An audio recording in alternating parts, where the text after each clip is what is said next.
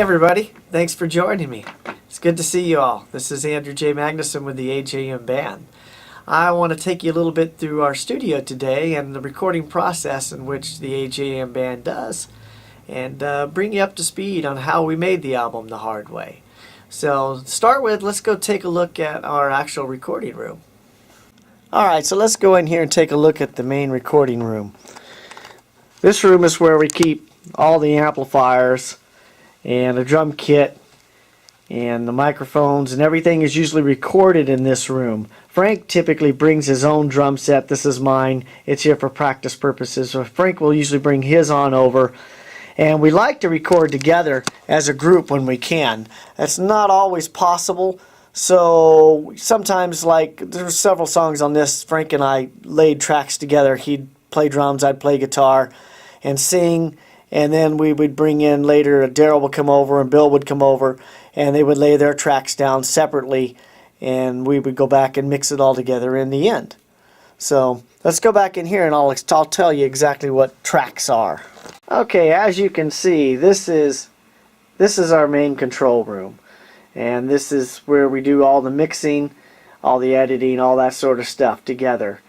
And this is outboard gear over here, compressors and equalizers and various things. The main mixing console you can see there. This is actually the recorder that we use. It's an Alesis HD24 ADAT machine, and more outboard gear. I can mix it on down to WAV files, or I can mix it down to a CD. Either way, this is just more outboard gear. Outboard gear is your various effects and processors, equalizers, all the things we're going to do to try to help it make it sound as good as we can make it sound. Okay, so what is multi-track recording? Multi-track recording is the ability to record and play back several things separately but simultaneously.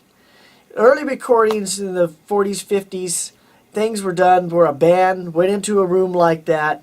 Everything was mic'd up, or a lot of times they used a studio band that was already set up and everything was already dialed in.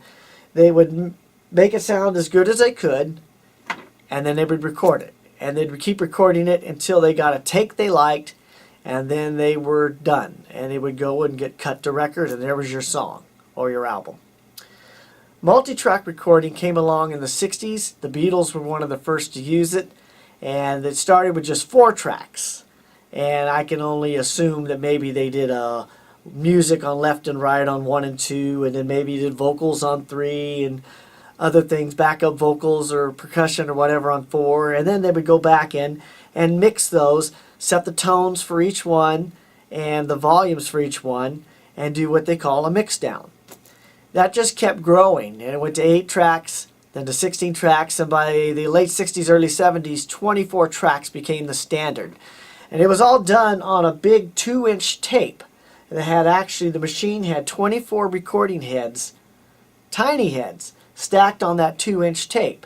And as the tape rolled by, each was recording its own place. So you could do the drums separately, you could do the guitars, the vocals, and everything separately.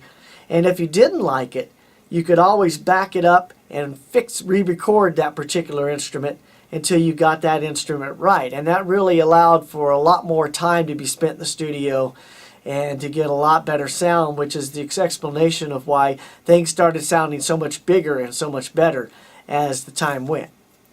Now what I do, the tape machine became too cumbersome and too expensive, and it's just so outdated. A lot of people are recording on computers today. I don't really like the sound of it.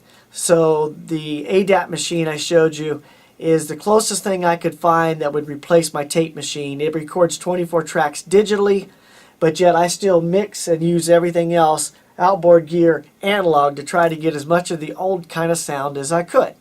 So let's take a little example here. Well, we're going to listen to a song today called Pictures of You. And I'm going to start with just the drum tracks on, so you can hear just the drums there. And we can bring in the bass guitar. We can set the volumes for each one we want, bring in some guitars. vocals, backup vocals, acoustic guitar and lead track.